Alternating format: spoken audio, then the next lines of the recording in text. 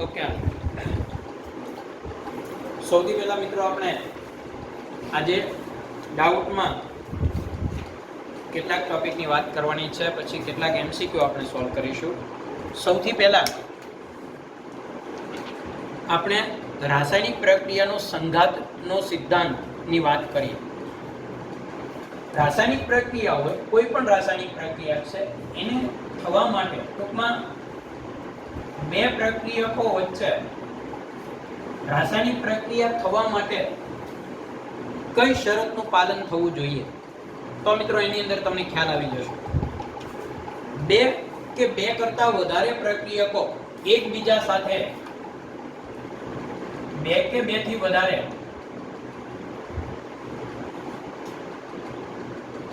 પ્રક્રિયકો પ્રક્રિયા કરવા માટે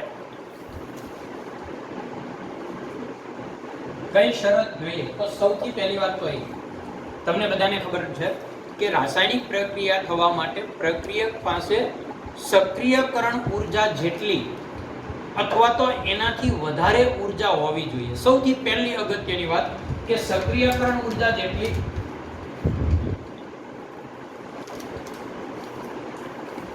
ઊર્જા કે તેનાથી વધુ ઊર્જા એની પાસે હોવી જોઈએ.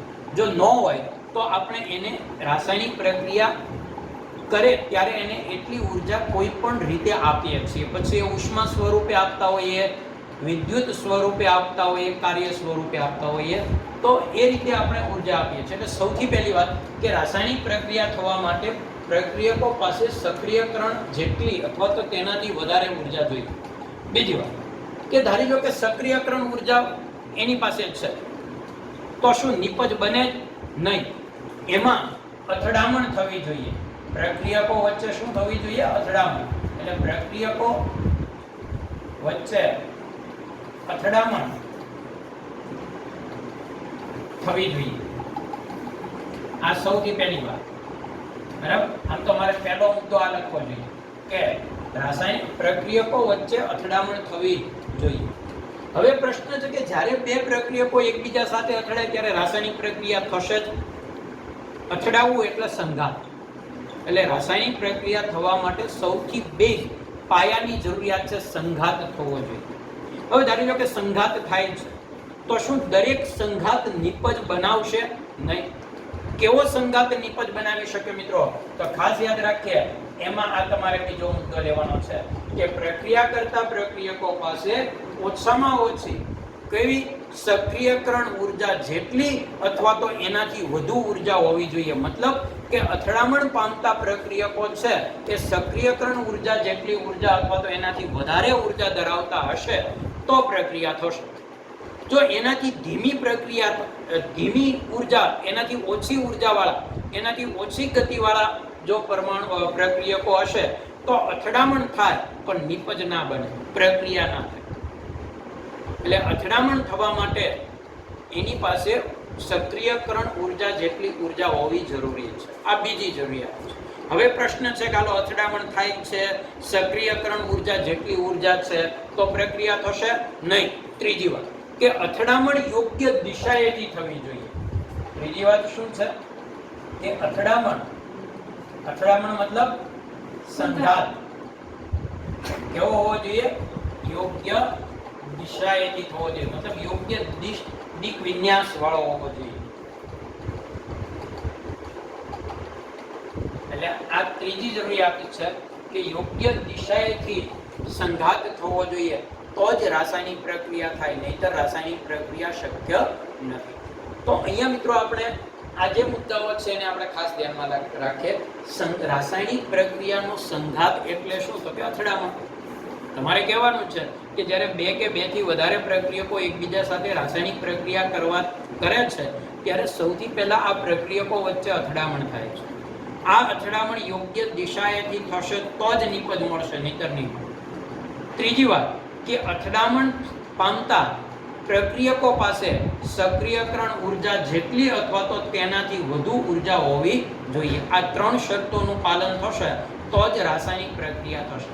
મિત્રો યોગ્ય દિશાએથી અથડામણ થવી એટલે શું? એનું ઉદાહરણ આપણે ઓર્ગેનિકમાં આવે છે. અહીંયા હું તમને સમજાવું SN2 પ્રક્રિયામાં આપણે આ વાત કરી છે, તમને યાદ ખ્યાલ છે. SN2 પ્રક્રિયામાં આપણે યોગ્ય દિશાએથી અથડામણ વાત કરી હતી. દાખલા તરીકે હું તમને કહું કે ભાઈ હાઇડ્રોક્સિલ આયન છે એક ક્લોરોમિથેન સાથે પ્રક્રિયા કરી, વિસ્થાપન પ્રક્રિયા કરી અને અહીંયા આપણે એમ લઈએ કે ભાઈ મિથેનોલ બનાવેલ છે અને ક્લોરીન છૂટો પાડે છે. તો આ પ્રક્રિયા યોગ્ય દિશાએથી ન થાય તો શક્ય નથી. યોગ્ય દિશાએથી થાય તો જ આ પ્રક્રિયા નિપજ તરફ વધશે. યોગ્ય દિશાએથી એટલે કઈ રીતે તમને સમજાવું? ધારો કે અહીંયા અત્યારે 3 હાઇડ્રોજન છે અને આ રીતે આપણે 3 હાઇડ્રોજન લઈએ અને એક ક્લોરીન છે. હવે હાઇડ્રોજન અને કાર્બન વચ્ચેનો બંધ અધ્રુવીય છે, પણ કાર્બન અને ક્લોરીન વચ્ચેનો બંધ ધ્રુવીય છે. હવે જ્યારે આ હાઇડ્રોક્સિલ આયન આની સાથે પ્રક્રિયા કરવા આવશે ત્યારે શું થશે? તો કે આ હાઇડ્રોક્સિલ ઋણ આયન છે એને આ કાર્બન ધન આયન છે આકર્ષણ કરે છે, બરાબર? અને આકર્ષણ કરે એટલે હાઇડ્રોક્સિલ આયન છે એ કાર્બનની તરફ ખસે છે અને કાર્બન હાઇડ્રોજન આપણે આ રીતે દેખાડીએ એક સંતરમાં, એ કાર્બન તરફ ખસે છે અને ત્યાં નિર્બળ બંધનું નિર્માણ થાય. પણ જેવો આ બંધ બનવાની તૈયારી થાય એટલે આ બંધ નબળો પડે છે. ટૂંકમાં અહીંયા બંધ બનવાની અને બંધ તૂટવાની ક્રિયા એક સાથે થાય છે.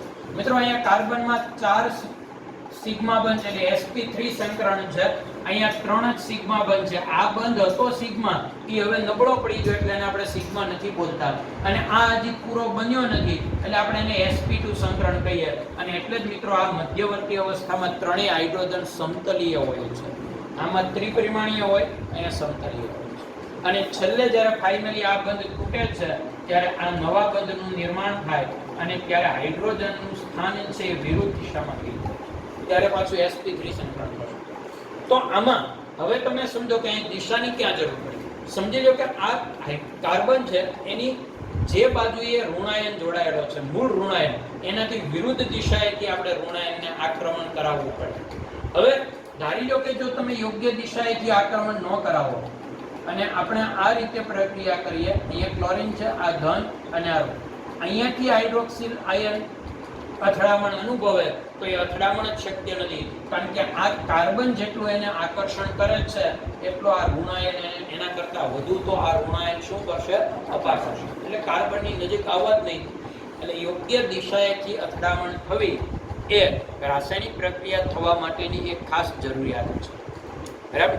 તો અથડામણનો સિદ્ધાંત છે મિત્રો એ આપણે આ રીતે લઈએ. અહીંયા એક સૂત્ર આપેલું છે કે અથડામણ સિદ્ધાંત માટે એ લોકોએ એક અવયવ ઉમેરેલો છે P, બરાબર? એમાં રાસાયણિક પ્રક્રિયાનો વેગ એ તમે આર્હેનિયસ સૂત્ર શીખ્યા હોય તો બેઠે બેઠું એના જેવું જ સૂત્ર છે. આર્હેનિયસ સૂત્ર આપણે શીખ્યા છીએ, વેગ બરાબર ZAB, AB એટલે બે પ્રક્રિયકો છે, બરાબર? e⁻ EA/RT આ સૂત્ર છે, બરાબર? Z એટલે અથડામણ અનુભવતા અણુઓની સંખ્યા, બરાબર? EA એટલે સક્રિયકરણ ઊર્જા, T એટલે તાપમાન. તો આ બધા કિંમત તમે મૂકો એટલે આ રાસાયણિક પ્રક્રિયાનો વેગ તમને ખ્યાલ આવશે. એનો મતલબ એવો છે કે રાસાયણિક પ્રક્રિયાના વેગ માટે એક જ સમયે અથડામણ અનુભવતા પરમાણુની સંખ્યા પણ અગત્યનો ભાગ ભજવે છે. એક જ સમયે અથડામણ અનુભવતા પરમાણુની સંખ્યા જેમ વધુ હશે એમ રાસાયણિક પ્રક્રિયાનો વેગ વધારે હશે. બીજી વાત કે સક્રિયકરણ ઊર્જા પણ અગત્યનો ભાગ ભજવે છે. અહીંયા ઊંધું છે, તમને એમ થશે સક્રિયકરણ ઊર્જા, હું પ્રશ્ન કરું ને કે સક્રિયકરણ ઊર્જા છે વેગમાં અસર કરે, પણ મિત્રો સક્રિયકરણ ઊર્જાની આગળ ઋણ નિશાની છે.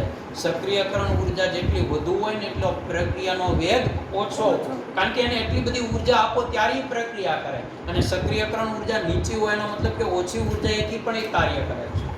એટલે આ એક વાત આપણે મિત્રો ખાસ ધ્યાનમાં રાખીએ. તો અહીંયા અથડામણ યોગ્ય દિશાએથી થવી જોઈએ અને એના માટે એને અથડામણ અવયવ P શોધ્યો છે. આ P એટલે અથડામણ. P એટલે શું? અથડામણ અનુભવતા અણુઓની સંખ્યા નથી, પણ જેની પાસે સક્રિયકરણ ઊર્જા જેટલી ઊર્જા છે અને યોગ્ય દિશાએથી અથડામણ અનુભવે છે એવા અણુઓની સંખ્યા ભાગ્યા અથડામણ અનુભવતા કુલ અણુઓની સંખ્યા. મતલબ આ અથડામણ અંશ છે. શું છે? અથડામણ અંશ. એટલે યોગ્ય દિશા અને યોગ્ય ઊર્જા ધરાવતા અણુઓની સંખ્યા ભાગ્યા કુલ અણુઓની સંખ્યા છે. બરાબર? તો આ સિદ્ધાંત આપણે મિત્રો આ રીતે ખાસ યાદ રાખી શકીએ. હવે આપણે આગળ વાત કરીએ તો કેટલાક પ્રશ્નો આપણે સોલ્વ કરીએ, કેટલાક ડાઉટ, ખાસ કરીને 11મા ધોરણમાં પરમાણ્વીય બંધારણ. મિત્રો આમાં મોટે ભાગે 2-3 સૂત્રનો જ આપણે વારાફરતી ઉપયોગ કરવાનો છે, પણ એકમમાં ખાસ ધ્યાનમાં રાખો. હું જ્યારે આ દાખલા સમજાવતો હતો ત્યારે તમને એ વાત કરી હતી મેં કે ભાઈ હંમેશા એક વાત યાદ રાખો કે મોટા એકમમાં જ દાખલો ગણવો. મોટા એકમમાં દાખલો ગણવો એટલે શું? હું પહેલા કેટલાક તમને પોઈન્ટ સમજાવું. અહીંયા મોટે ભાગે આપણે મિત્રો આવૃત્તિ આવે છે, તરંગ લંબાઈ આવે છે, પ્રકાશનો વેગ આવે છે, દળ આવે છે. બરાબર? આ મોટા ભાગના સંકેત આવે છે. બરાબર? હવે આપણે પછી પ્લાન્ક અચળાંક આવે છે, આ બધા એકમ છે. હવે મિત્રો અહીંયા તમારે આવૃત્તિ છે એ શેમાં હશે? હર્ટ્ઝ અથવા તો સેકન્ડ. તરંગ લંબાઈ છે મિત્રો તમારે મીટરમાં જ મૂકવાની. કોઈ પણ સૂત્રમાં મીટરમાં જ તરંગ લંબાઈ મૂકવી. તરંગ લંબાઈ એટલું નાનું માપ છે કે તમને લોકોને એંગસ્ટ્રોમ અને નેનોમીટરમાં જ આપશે, અને તમારી પાસેથી જવાબ માંગશે ત્યારે પણ એંગસ્ટ્રોમ ને નેનોમીટરમાં જ જવાબ માંગશે, પણ સૂત્રમાં કોઈ દિવસ એંગસ્ટ્રોમ અને નેનોમીટર કિંમત મૂકવી નહીં, કારણ કે આમાં અચળાંક જ એટલા બધા છે કે જો તમે તરંગ લંબાઈની કિંમત એંગસ્ટ્રોમ ને નેનોમીટરમાં મૂકશો તો પેલા અચળાંકની કિંમત જે તમને યાદ છે એ ખોટી પડશે. તમારે એની ફેરવવી પડશે, અને એ બધું ફેરવવામાં કંઈક ભૂલ કરીએ એના કરતાં બહેતર છે કે જ્યારે તરંગ લંબાઈ સૂત્રમાં મૂકવાની આવે ત્યારે મીટરમાં ફેરવી મૂકવાની, અને જ્યારે બહાર નીકળે ત્યારે મીટરમાં જ નીકળે. આ મગજમાં ફિટ કરી દો. તરંગ લંબાઈ શોધો ત્યારે મીટરમાં જ બહાર આવશે, પછી તમારે એંગસ્ટ્રોમ કે નેનોમીટરમાં તમારે ફેરવવી પડશે. બરાબર? એવી જ રીતે મિત્રો પ્રકાશનો વેગ આ અચળ છે, 3 × 10⁸. બરાબર ને? મીટર પર સેકન્ડ મોટા એકમમાં જ છે. પછી દળ છે મિત્રો આપણે કિલોગ્રામમાં જ મૂકીશું, ગ્રામમાં નહીં. અને પ્લાન્ક અચળાંક 6.626 × 10⁻². પણ મિત્રો આ જૂલમાં છે, મોટા એકમમાં છે. બરાબર? જૂલ ઇન્ટુ સેકન્ડ, પણ જૂલમાં છે. આ ખાસ યાદ રાખો. એક સમય જેવો એક નાનો એકમ સેકન્ડમાં. એટલે આ એક વાત તમારે ખાસ ધ્યાનમાં રાખવાની છે. બરાબર? જ્યારે આ પ્રશ્ન આવે વેગ હોય તો મિત્રો આપણે મીટર પર સેકન્ડમાં જ લઈએ. બરાબર? વેગનો ફેરફાર હોય કે ગમે, પછી એવી રીતે સ્થાનાંતરનો ફેરફાર હોય તો મીટરમાં જ લઈએ. ટૂંકમાં મોટા એકમમાં જ કિંમત મૂકવાની. આ એક ટેવ રાખશો એટલે દાખલામાં તમને કોઈ પ્રશ્ન નહીં.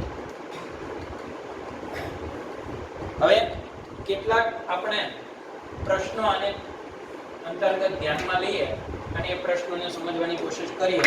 તો સૌથી પહેલા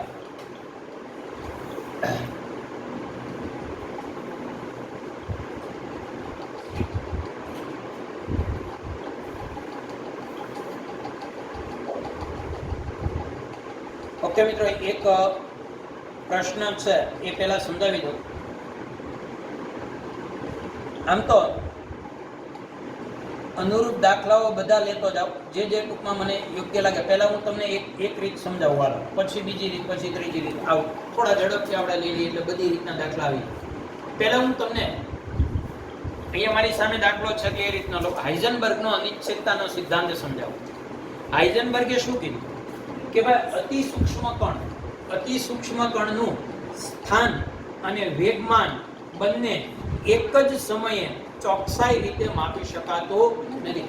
એક વસ્તુ માપવા જશો ચોકસાઈથી તો બીજામાં ભૂલ આવશે, બીજી ચોકસાઈથી માપવા જશો તો પહેલામાં ભૂલ આવશે. અહીંયા તો એને લખીને આપેલું છે આપણને કે સ્થાન અને વેગમાનની અનિશ્ચિતતાનો ગુણાકાર શું છે? સ્થાનની અનિશ્ચિતતા અને વેગમાનની અનિશ્ચિતતાનો ગુણાકાર કેટલો હોય છે? બરાબર છે, h/4π. મિત્રો અહીંયા આમ નથી, હકીકત આ રીતે છે,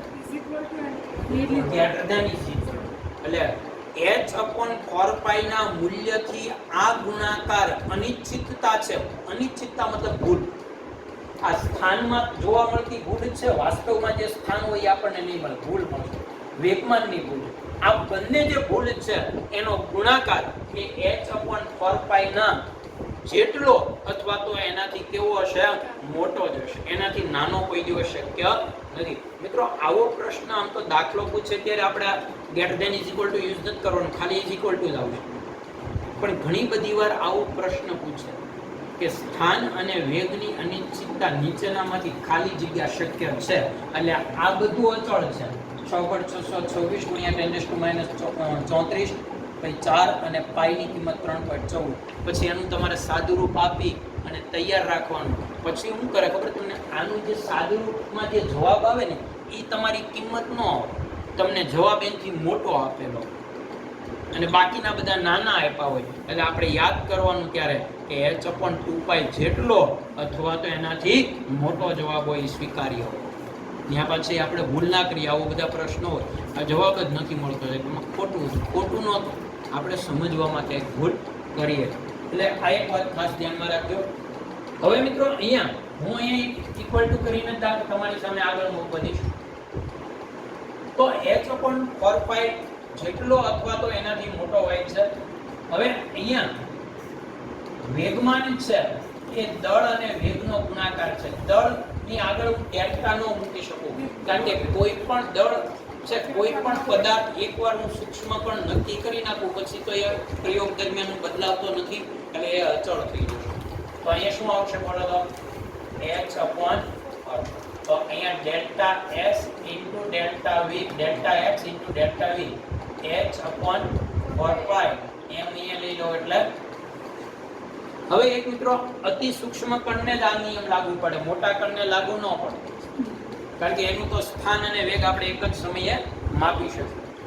તો અહીંયા આ કઈ કઈ સ્થિતિમાં દળ ન આપી? ઇલેક્ટ્રોન હશે તો દળ નહીં આપે. એમ કે ઇલેક્ટ્રોનમાં સ્થાનની અનિશ્ચિતતા એટલી જ છે તો એના વેગની અનિશ્ચિતતા શોધો, બસ એટલું જ કે. તો મિત્રો અહીંયા દળ નો આવે, કારણ કે ઇલેક્ટ્રોનનું દળ આપણે જાણીએ છીએ એવું એ માનો છે 9.1 ગુણ્યા 10⁻31 કિલોગ્રામ. ઓકે, તો આ એક વાત તમારે ખાસ ધ્યાનમાં રાખવાનું છે. હવે જુઓ, અહીં એક પ્રશ્ન છે કે 0.25 કિલોગ્રામ વજન ધરાવતા કણના સ્થાનની અનિશ્ચિતતા 10⁻⁵ છે, તો વેગની અનિશ્ચિતતા શોધો. લ્યો, સ્થાનની અનિશ્ચિતતા 10⁻⁵ છે, વેગની અનિશ્ચિતતા શોધવાની છે. આ તમારી સામે છે 6.626. ઘણી બધી વાર આ લોકો h અને π ની કિંમત ન આપે, વિકલ્પમાં એમને મૂકી, એટલે મતલબ એવો છે કે એનું આપણે સાદું રૂપ આપવાનું નથી, એટલે વિકલ્પ જોઈને જ આપણે મોટા ભાગે મિત્રો દાખલો ગણીશું. ઓકે, પછી 4/4 π ની કિંમત 3.14 અને દળ અહીંયા કેટલું આપ્યું આપણને પદાર્થનું? 0.25 કિલોગ્રામ. કિલોગ્રામમાં જ રાખવાનું.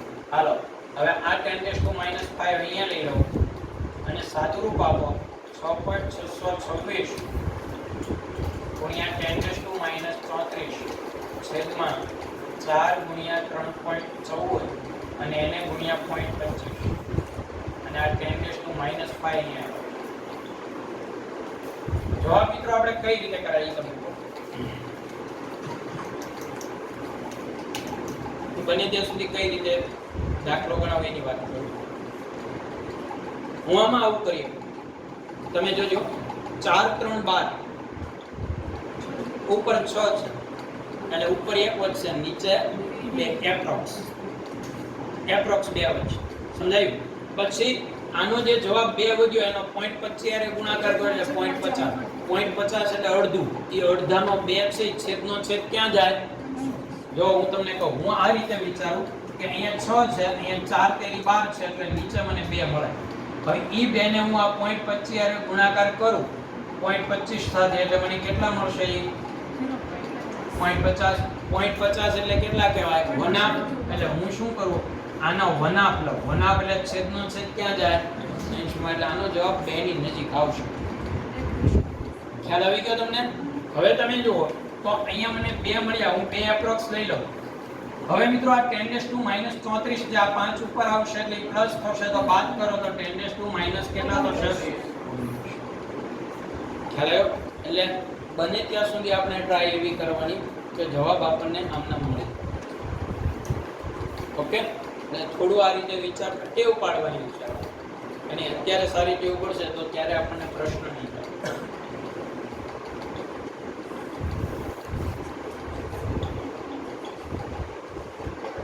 હવે જુઓ,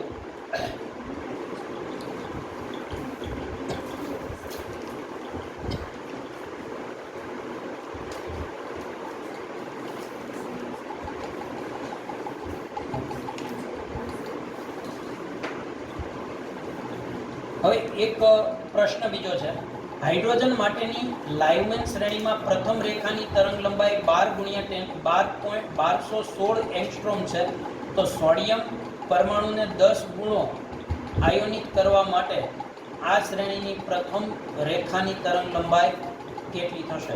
શું લખ્યું? સોડિયમ પરમાણુને 10 ગુણો આયોનિત કરવા માટે. મિત્રો 10 ગુણો આયોનિત કરવો એટલે શું? સૌથી પહેલા તો તમને બધાને ખબર છે કે આ જે સિદ્ધાંત છે એ ફક્ત કોને લાગુ પડે છે? બોહરનો જે પરમાણુય નમૂનો છે અને હાઇડ્રોજન વર્ણપટ ફક્ત હાઇડ્રોજન અને એની જેવાય એક પરમાણુ વાળા આયનને જ લાગુ પડે છે, એક ઇલેક્ટ્રોન વાળા આયન બધાને લાગુ પડતો નથી. ઓકે, તો 10 ગુણો આયોનિત કરવા, આ થોડુંક તમે જો માઇન્ડ ચલાવો તો આ હકીકતમાં બહુ સહેલું છે. આમાં એવું કંઈ નથી કે જે તમને ન ખ્યાલ આવે. પ્રશ્ન ખાસ સમજવા જેવો છે. પહેલી વાત તો આપણે કીધું કે હાઇડ્રોજન માટે લાઇમન શ્રેણી એટલે પહેલી શ્રેણી છે. એની પ્રથમ રેખા એટલે શું? કોણ કહે છે?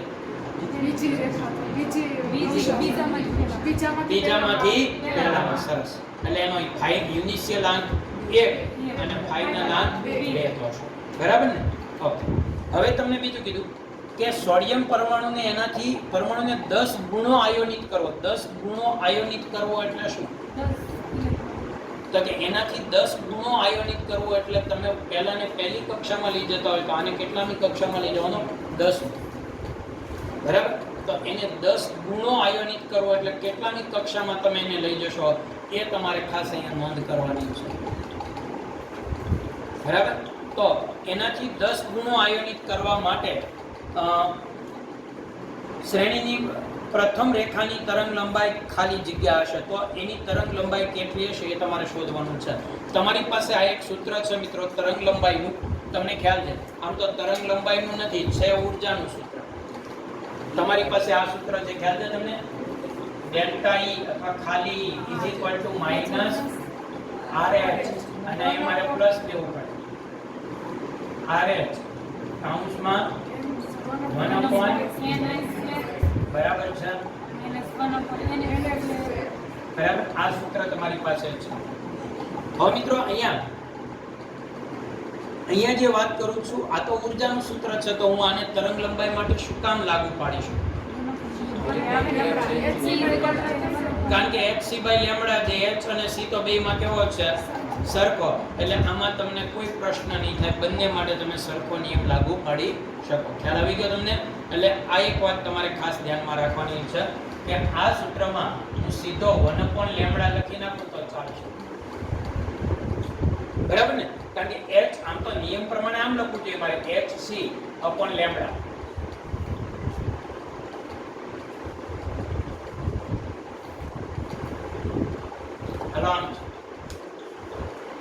હવે તમે જુઓ તો આજે છે એ પહેલા હાઇડ્રોજન માટે એટલે H લખવું. હવે આને મારે કોની સાથે ભાગાકાર કરવાનો છે? સોડિયમ આયન સાથે. બરાબર ને? તો અહીં વચ્ચે બરાબરની નિશાની મૂકું. આમાં પણ સૂત્ર આ રીતે લખું ને, NiH² માઈનસ NF. મિત્રો અહીંયા આ બંને દૂર થશે. બરાબર ને? છેદનો છેદ અંશમાં જશે એટલે કે આ જે છે એ ઉપર જશે અને આ નીચે આવશે. બરાબર? આ બંને RH પણ ઉડી જશે, હે ને? હવે અહીંયા આવો, 1/1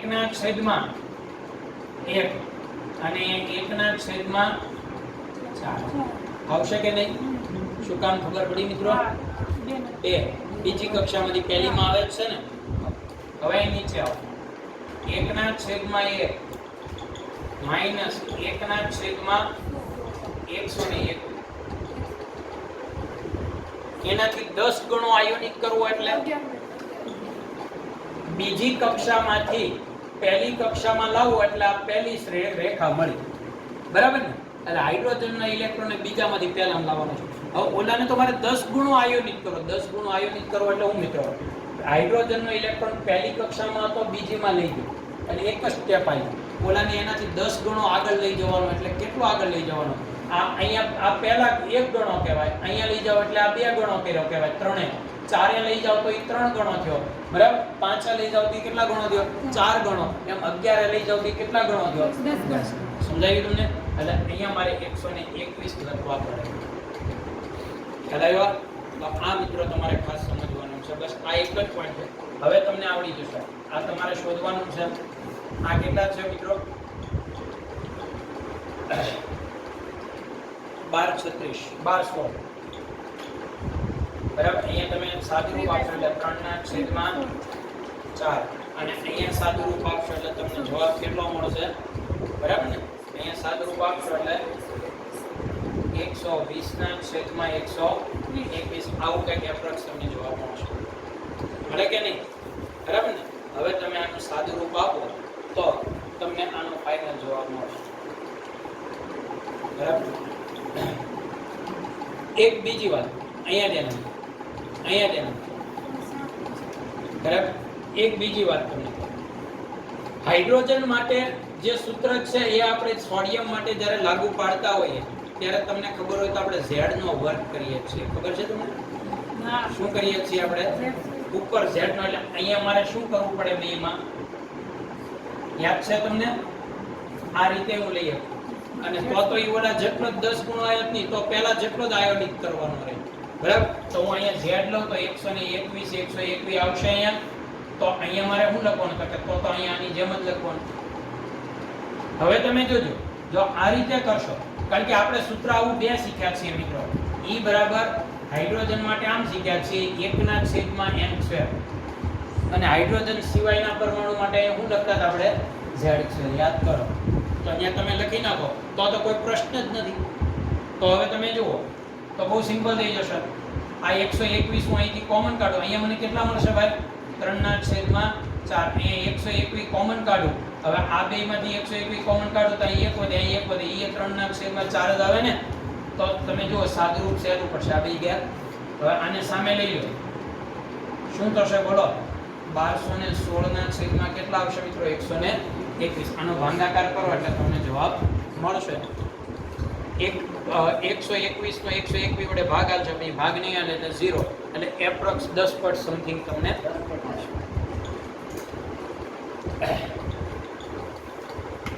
હવે જુઓ,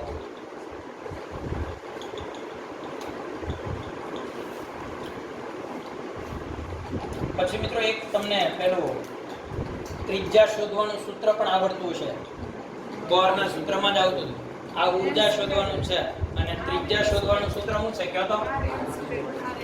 A0 * 1/, આવું છે. ખબર છે તમને? ઇન્ટુ n² નહીં. અહીંયા આપણે n² ના છેદમાં હાઇડ્રોજન સિવાયના તત્વો હોય ને તો z² નહીં. આમાં બરાબર. A0 ના છેદમાં n² આ રીતે જ આવે છે. અને હા, આની અંદર આપણે ખાલી કિંમત તમારે મૂકવાની છે કે લિથિયમ હોય તો એના માટે શું મૂકવું અને કઈ રીતે આવશે. હવે તમે જુઓ અહીંયા ધ્યાન આપો. ધારી લો કે હાઇડ્રોજન માટે અહીં એક જ મૂકવાનું. હું તો એમ જ કહું કે હાઇડ્રોજન માટે અલગથી ની આમ યાદ રાખો. બરાબર. તો એ આપણને વધુ અનુકૂળ પડશે કે Z ના છેદમાં કેટલા આવશે? n. બરાબર. તો આ રીતે આપણે ખાસ યાદ રાખીએ. અહીંયા છે ને એક લિથિયમ માટે આ દાખલો છે. લિથિયમ +2 ની પ્રાથમિક ઉત્તેજિત અવસ્થા હાઇડ્રોજનની બીજી ઉત્તેજિત અવસ્થા ના +2 ની દ્વિતીય કક્ષામાં છે. એટલે x² ના છેદમાં z +2 છે ને? હા, x² ના છેદમાં z. સોરી, આમાં આપણને અહીંયા જવાબ આવશે n² ના છેદમાં z. પણ એ કોના માટે આવશે મિત્રો? ફક્ત હાઇડ્રોજન માટે નહીં. A0 * હાઇડ્રોજન માટે નહીં, એક જ આવે. આની કિંમત નક્કી જ છે મિત્રો. કેટલી છે? પોઈન્ટ. ઓકે. એટલે આ રીતના દાખલા લગભગ એકદમ સહેલા છે એટલે તમને ખ્યાલ આવી જશે. પણ એક વાત ધ્યાનમાં રાખવી પડશે આપણે કે મિત્રો આ ફક્ત હાઇડ્રોજન જેવા એક ઇલેક્ટ્રોનિય પર આયનને જ લાગુ પડે છે. હવે તમે જુઓ એક બીજો પ્રશ્ન, એને રિલેટેડ એકાદ પ્રશ્ન આપણે સમજીએ.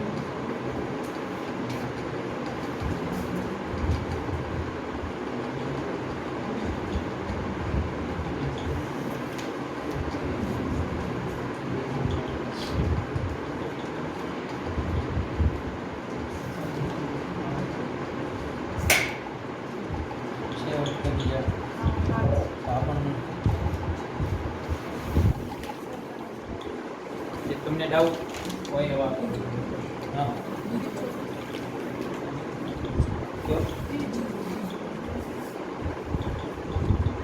આમાં બીજો પ્રશ્ન છે એક પ્રક્રિયાનો વિગતવાર K1 અને K2 અનુક્રમે 10⁻16 e -2000 ના છેદમાં t અને 2 આપ્યા છે તો એનો K1 અને K2 તો કયા તાપમાને K1 બરાબર K2 થશે બરાબર હવે અહીંયા તો તમારે મેં ખાલી સૂત્ર સીધા સરખાવવાના છે ઓકે અહીંયા તમે જુઓ તમારી પાસે સૂત્ર છે મિત્રો અચળાંકનું શું છે સૂત્ર બોલો તો હા minus a into e raised to e upon r બરાબર હવે તમને એક વાત કરી દઉં કે આમાં તો આ લોકોએ કિંમત આપી દીધી છે કે ભાઈ K1 બરાબર 10⁻16 e raised to -2000 ના છેદમાં t અને K2 ની કિંમત આપી છે 10⁻15 e raised to -100 ના છેદમાં t આમ આપ્યું છે આપણને બરાબર તો કયા તાપમાને આ બંને કે સરખા થશે એટલે આપણે સરખા છે એવું માની લેવા બંનેની કિંમત સરખાવો 2000 છેદમાં t અહીંયા 10⁻15 e raised to 100 ના છેદમાં બરાબર હવે તમે લોકો શું કરશો તો કે આ મોટી ઘાત છે કંઈક કામ કરો આને અહીંયા લઈ લો આમ આવશે અહીંયા e raised to શું આવશે 100t અને છેદમાં e raised to આમ આવશે હવે મિત્રો આવું તમે શીખ્યા છો 10⁻16 એટલે 10 વચ્ચે બે આધાર સરખા હોય ને ભાગાકાર હોય તો એ ઘાતની શું કરવાની હોય બાદબાકી હોય બરાબર છે તો e raised to -100t અને એમાંથી આને બાદ કરો એટલે માઈનસ માઈનસ પ્લસ થઈ જાય કે નહીં આમ થશે હવે શું કરશો બોલો બરાબર છે 1900/t હવે મિત્રો આને log માં ફેરવવું પડશે અહીં શું આવશે ખબર તમને ln log આવશે 2 એટલે એ લોકો ln 10 1900 ના છેદમાં t નહીં એક વાત યાદ રાખજો યસ બે સાઈડ ln આવે તમારી વાત બરાબર છે તો e raised to 1900 ના છેદમાં t મૂકું ને પણ તમને ખબર છે કે આ બેની કિંમત કેટલી થઈ જાય 1 એટલે આવું હોય ત્યારે આપણે એને 1 લઈ લઈએ છીએ એટલે જે ઘાત હોય ને મિત્રો એ જ સીધો આપણો જવાબ આવશે હવે આ જે log છે એને હું 2.303 log 10 કહીએ 1900 ના છેદમાં t 10 નો log 1 થાય મિત્રો એટલે 2.303 આમ નામ જ રહેશે બરાબર ને હવે t ને કરતા કરી દો તો 1900 ના છેદમાં કેટલા આવે 2.303 આ તમને જવાબ મળશે બરાબર આ રીતે જવાબ આવશે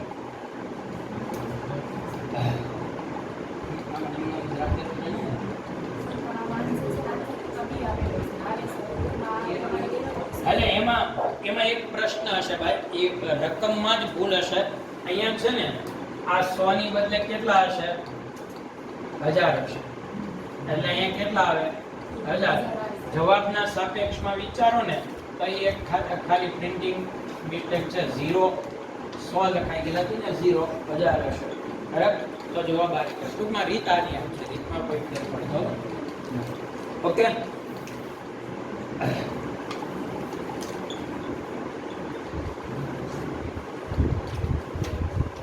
ઓકે હાઇડ્રોજન વર્ણપટમાં જો ઇલેક્ટ્રોનને બહુસ્તરીય રીતે સંક્રમણ દ્વારા 6th માંથી ત્રીજી કક્ષકમાં ભ્રમણ કરે છે તો દ્રશ્યમાન વિસ્તારમાં રેખાઓની કુલ સંખ્યા કેટલી છે હવે મિત્રો અહીંયા તમારે શું કરવાનું છે દ્રશ્યમાન ક્ષેત્ર માટે ઇલેક્ટ્રોન બીજી કક્ષામાં આવે છે જેથી દ્રશ્યમાન ક્ષેત્રમાં રેખાઓની સંખ્યા 0 થશે એવું આમાં લખ્યું છે હું તમને કીધું જુઓ હાઇડ્રોજન વર્ણપટમાં જો ઇલેક્ટ્રોનને બહુસ્તરીય રીતે સંક્રમણ દ્વારા સિક્સ્થ માંથી એટલે છઠ્ઠામાંથી ત્રીજી કક્ષકમાં ભ્રમણ કરે છે તો દ્રશ્ય વિસ્તારમાં રેખાઓની કુલ પહેલી વાત તો એ મિત્રો કે દ્રશ્ય વર્ણપટ કયો છે એ તો ખાલી વિચારો લાયમન શ્રેણી બામર શ્રેણી જે છે ને એમાં ફક્ત દ્રશ્ય વર્ણપટ કોણ છે અને બામર શ્રેણી હોય તો યુનિશિયલાંક કેટલો હોય 2 સમજાયું તમને તો આમાં તો યુનિશિયલાંક 3 કીધો છઠ્ઠામાંથી ત્રીજામાં છે એનો મતલબ કે દ્રશ્ય પ્રકાશની એક પણ શ્રેણી ઓકે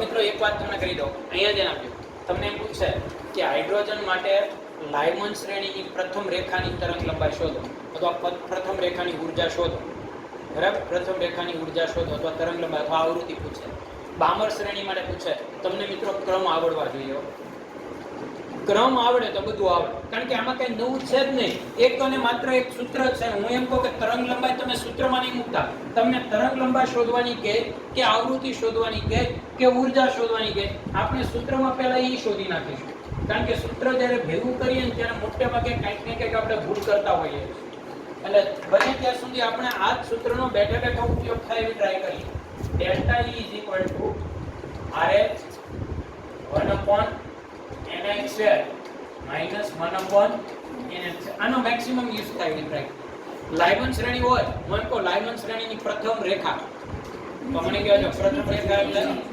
ઇનિશિયલાંક 1 અને ફાઇનલાંક 2 લાયમન શ્રેણીની બીજી રેખા તો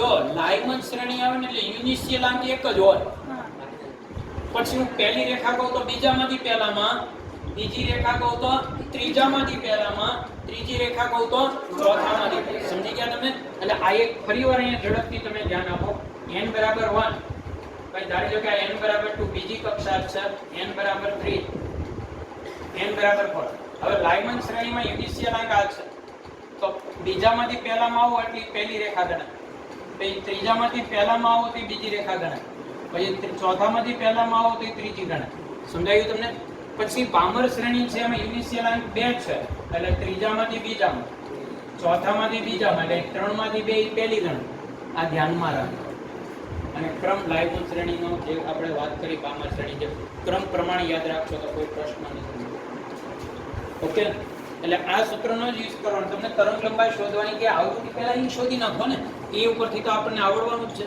લેમ્ડા શોધવાનો કે તો hc/લેમ્ડા બરાબર ઈ શોધવાનો v શોધવાનો કે તો આપણને આવડે છે h * v hv બરાબર e = hv તો આ તમે સરળતાથી શોધી શકશો પણ મેં તમને કીધું કે પહેલા આનો આ આપણે ક્રમ યાદ રાખીએ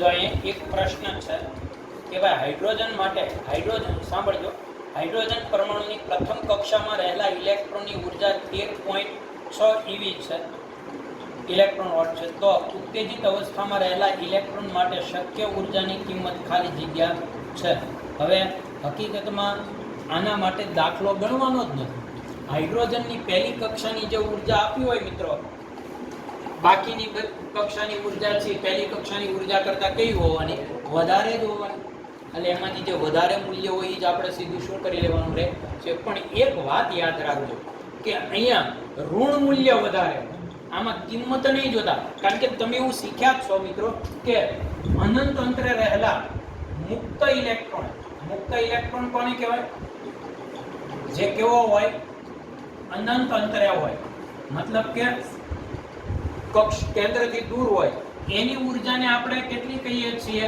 0. હવે તમે બધા શીખ્યા છો કે કેન્દ્રથી જેમ દૂર જઈએ એમ ઉર્જા વધે, આકર્ષણ ઘટે એટલે ઉર્જા વધે. એટલે કેન્દ્રથી પહેલી કક્ષા હોય તેની ઉર્જા સૌથી ઓછી, બીજીની એનાથી વધુ, ત્રીજીની એનાથી વધુ, ચોથીની એનાથી વધુ, આગળ જેમ વધે. તો અનંત અંતરે હોય એની ઉર્જા સૌથી વધુ હોવી જોઈએ ને, તો એને આપણે 0 સ્વીકારીએ. હવે તમે વિચારો કે જેની ઉર્જા સૌથી વધુ હોય એ 0 હોય તો બાકીની કક્ષકની ઉર્જા કેવી હોવાની? ઋણ જ મળે. કેવી હોય? ઋણ. એટલે ખાસ યાદ રાખજો મિત્રો કે હું એમ કહું કે હાઇડ્રોજનની પહેલી કક્ષાની ઉર્જા છે એ -13.6 છે, તો તમારે યાદ રાખવાનું કે E2 છે એની કિંમત તમને માઈનસ કેટલી મળવાની? કે આના કરતા આંકડો કેવો મળવાનો? મોટો જ મળવાનો છે. બરાબર? એટલે આમ તમે જોવા જાવ તો આંકડો મોટો, આ જે કિંમત છે એ 0 ની નજીક જતી જાય. એટલે આંકડો મોટો હોય પણ કિંમત કેવી હોય? નાની. એટલે આનો જવાબ છે ને 13.6 આવ્યો ને. હવે આનો જવાબ 13.6 થી નાનો હશે. એટલે 10 પોઈન્ટ ગમે તે હોય પણ આ ઋણ નિશાની તમારે એટલું યાદ રાખવાનું કે ઇન્ફિનિટિવ ને 0 છે તો નીચે જઈએ એમ 0 ની નજીક અવાય. હવે આપણે તો નાના હતા ત્યારે સંખ્યા રેખા શીખ્યા છીએ ને, 0 ની નજીક આવું હોય તો ઋણ સંખ્યા શું થાય? ઘટે. એટલે મૂલ્ય શું થયું કહેવાય? સમજી ગયા તમે? મૂલ્ય વધ્યું. એટલે આ 10 પોઈન્ટ સમથિંગ, આ તો મેં ઉદાહરણ લીધું. હવે એનાથી આગળ જાવ તો એનાથી નીચે, એનાથી નીચે. સમજાયું? એટલે આ એક વાત મિત્રો ખાસ ધ્યાનમાં રાખજો, કારણ કે એકદમ સહેલો પ્રશ્ન હોય અને ઘણી બધી વાર આપણે આમાં દાખલાએ ગણવાની જરૂર ના હોય. ઓકે, આવે તો અહીંયા સુધી આપણે રાખીએ આજે. બાકીના MCQ છે આપણે પછીથી સોલ્વ કરીશું.